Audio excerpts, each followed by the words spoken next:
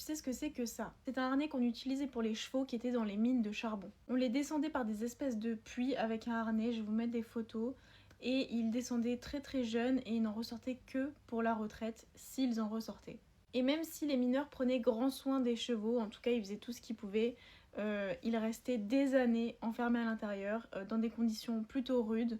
Il y avait l'humidité, l'obscurité, le stress, le bruit qui entoure et les accidents de galerie qui étaient très fréquents. Et évidemment des conditions de vie qui sont très loin de ce qu'aujourd'hui on imagine pour un cheval, des conditions vraiment très stressantes, pas du tout adaptées pour eux. Au niveau des problèmes de santé qui pouvaient survenir sur les chevaux, en plus de tout ce que les chevaux ont déjà dans la vie de tous les jours, évidemment, premier point, après des années passées sous terre, leurs yeux devenaient hyper sensibles à la lumière. Il y avait énormément de problèmes de pieds à cause de l'humidité, des sols irréguliers et de toute façon du manque d'entretien, même si, encore une fois, ils faisaient ce qu'ils pouvaient les mineurs, mais c'était pas des conditions décentes pour détenir un animal. Et évidemment, des maladies respiratoires pouvaient subvenir à cause de la poussière du charbon. Les chevaux étaient descendus dans les mines à partir de leurs 3 ans, donc c'est très très jeune, après un entraînement en surface d'une quinzaine de jours. Les chevaux sont descendus du coup par le harnais, ils sont couchés au sol une fois arrivés. S'ils ne se relevaient pas dans les 15 minutes, ils sont remontés en haut parce qu'ils sont jugés trop peureux et donc peuvent être dangereux pour les mineurs.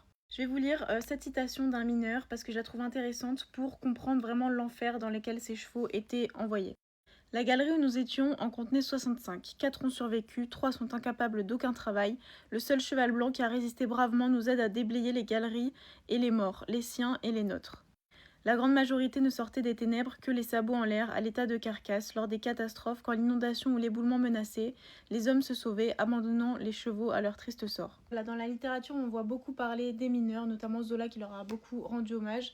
Seulement, les chevaux, on en parle très peu, donc je voulais leur rendre un petit hommage avec cette vidéo quand même, parce que eux n'ont pas eu le choix, ils ont donné toutes leurs âmes pour aider les mineurs, et malheureusement, il n'y en a que très peu qui ont survécu.